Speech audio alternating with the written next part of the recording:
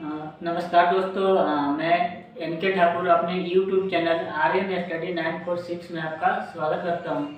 दोस्तों, इस चैनल के माध्यम से हम 12th क्लास की हिस्ट्री और पॉलिटिकल साइंस पढ़ रहे हैं और आज का सब्जेक्ट है हिस्ट्री। ठीक है, इतिहास हम पढ़ेंगे आज। और इतिहास में जो 3 पार्ट है उसमें से पहला पार्ट है प्राचीन इतिहास।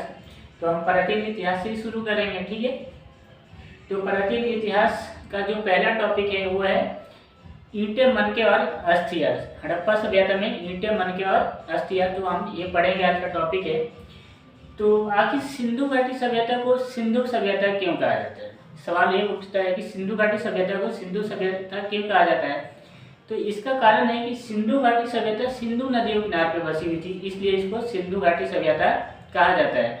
सिंधु और उसकी जो सहायक नदियां थी, रावी, व्यास, झेलम, सतलुज, इन्हीं के आसपास ये सभ्यताएं बसी हुई थी, इसलिए इसको सिंधु घाटी सभ्यता कहा जाता है। लेकिन सिंधु घाटी सभ्यता को हड़प्पा सभ्यता भी कहा जाता है।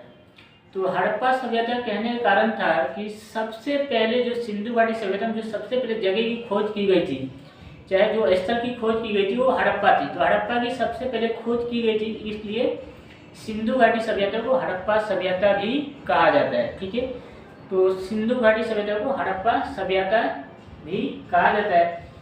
तो हम देखते हैं इसके पहले विस्तार कहाँ से कहाँ तक था। ठीक है, सिंधु घाटी सभ्यता का विस्तार का मतलब कहाँ से कहाँ तक फैला हुआ था।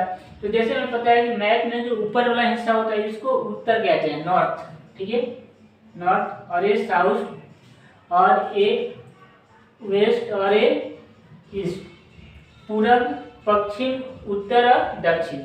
तो ये सभ्यता कहाँ से कहाँ तक फैली हुई थी पहले हम ये देखते हैं। तो ये उत्तर में एक जगह है मांडा।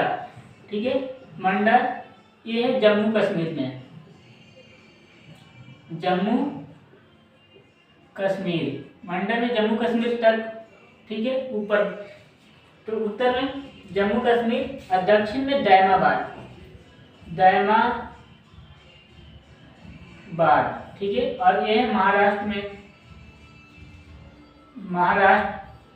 दायमाबाद। ठीक है, अब पूरब में ये आलमगीरपुर।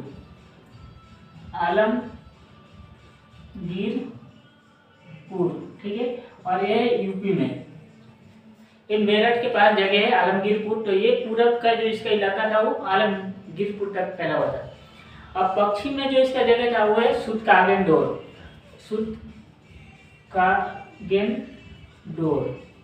और ये है पाकिस्तान में, ठीक है, तो इसकी चौहद्दी है, मतलब जो चारों दिशाओं में ये फैली हुई थी। ठीक है, तो आखिर इस सभ्यता का विस्तार इतना बड़ा था, मतलब जम्मू कश्मीर से लेके नीचे में ये दायमाबाद तक। ठीक है, तो इस सभ्यता को पहले बताया कि सिंधु घाटी सभ्यता को हड़प्पा सभ्यता भी कहा जाता है। तो हड़प्पा सभ्यता को हड़प्पा सभ्यता या संस्कृति क्यों कहा जाता है, पहले ये देखते हैं।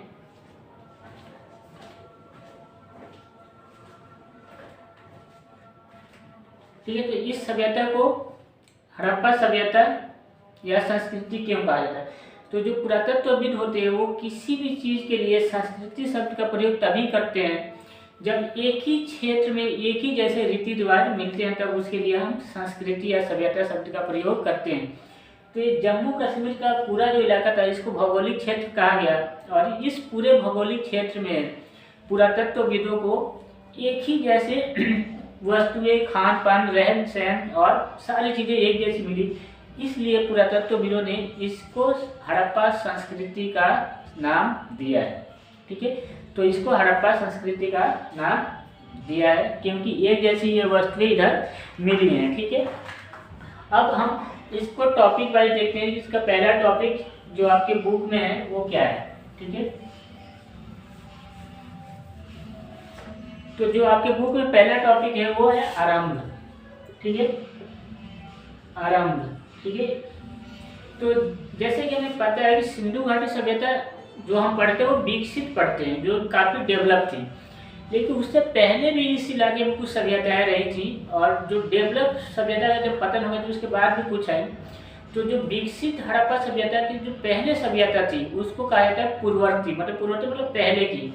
और इस सभ्यता के पतन के बाद जो सभ्यता आई उसको परवर्ती कहा जाता है, मतलब हड़प्पा सभ्यता के पतन के बाद जो आई।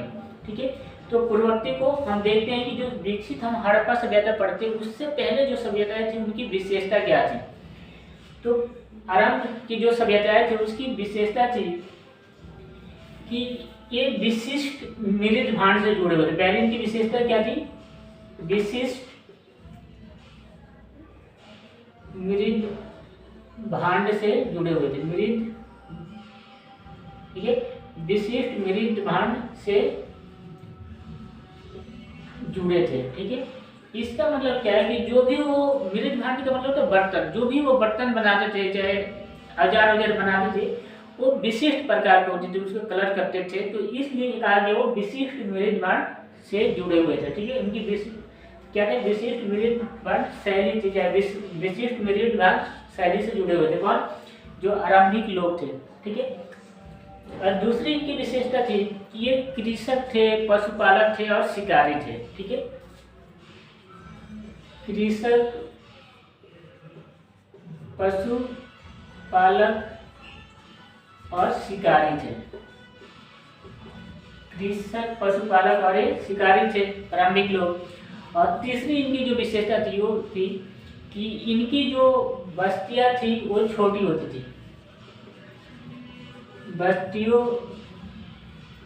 के आकार छोटी होती थी, छोटी होती थी। ठीक है, तो जो प्रारंभिक लोग थे उनकी यही तीन विशेषता थी कि ये विशिष्ट मृद भांड शैली से जुड़े हुए थे, मतलब अलग तरह के बर्तन बनाते थे।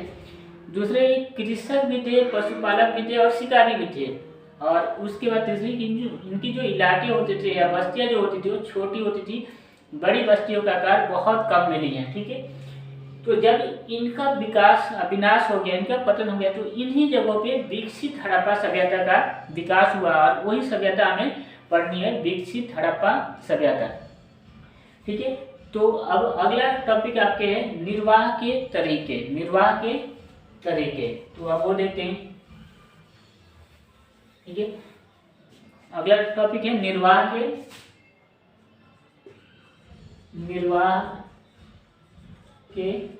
तरीके। ठीक है, निर्वाह के तरीके, इसका मतलब है कि जो विकसित हड़प्पा सभ्यता आई उन लोगों की जीवन निर्वाह के तरीके क्या थे, अपने जीवन को चलाने के लिए वो क्या क्या करते थे, कौन सी चीजें खाते थे। ठीक है, और कैसे अपने जीवन को चलाते थे। तो हमें पता है कि हड़प्पा सभ्यता के बारे में जो भी पुरातत्वविदों को, चाहे इतिहासकारों को जो भी चीजें वहां से मिली हैं, उनमें दो चीजों का उन्होंने जिक्र किया है कि हड़प्पा सभ्यता के लोग अपने जीवन निर्वाह के लिए दो चीजों का प्रयोग करते थे। और उसमें जो पहली चीज है वो है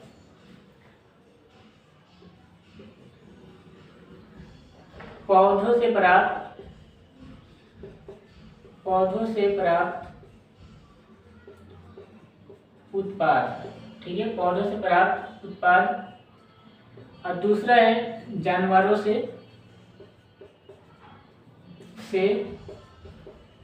प्राप्त उत्पाद। ठीक है, तो दो वो पौधों से प्राप्त, पेड़ पौधों से उत्पाद भी प्राप्त करते थे और जानवरों से मांस भी प्राप्त करते थे और इस तरह से अपना जीवन वो चलाते थे। तो हमें ये देखना है कि वो पेड़ पौधों से क्या क्या चीजें प्राप्त करते थे। ठीक है, तो हड़प्पा सभ्यता के लोग पेड़ पौधों में जैसे फसलों से वो गेहूं, जौ, चना, सफेद तिल, दाल का प्रयोग वो करते ही करते थे। ठीक है, इसके अलावा गुजरात से कुछ बाजरे के दाने मिले हैं, बाजरा मिला है, और चावल के दाने बहुत कम मिले हैं, चाहे नहीं के बराबर मिले, लेकिन ये गेहूं,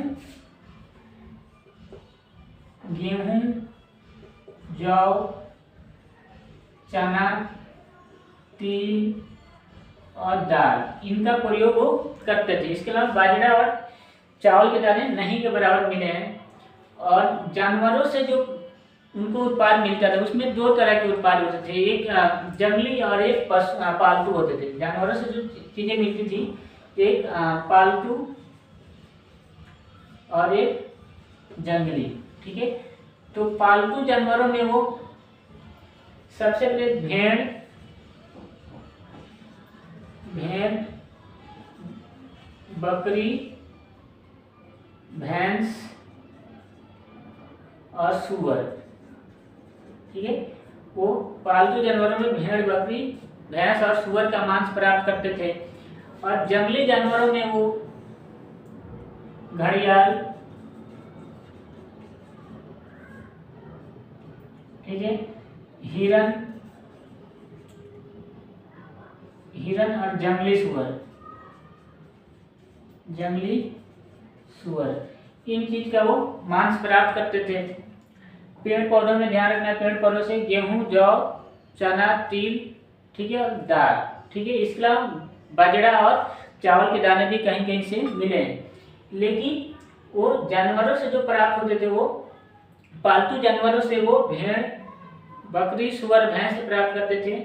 और जंगली जानवरों ने घड़ियाल, हिरन और जंगली सुअर से प्राप्त करते थे। इसके अलावा मछलियों की हड्डियां मिली है खुदाई में, तो जिससे ये भी पता चलता है कि वो मछली का भी प्रयोग करते थे अपने भोजन के लिए।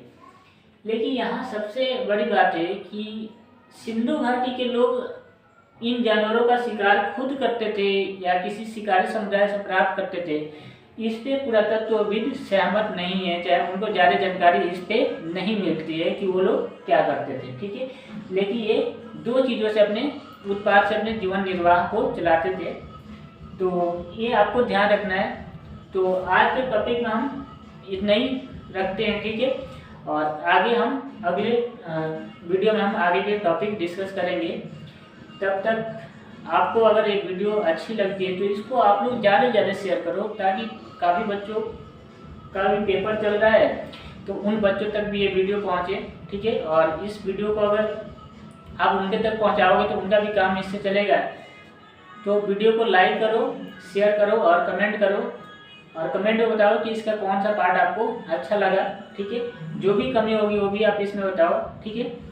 तो हम अगले वीडियो में फिर मिलते हैं, तब तक के लिए धन्यवाद।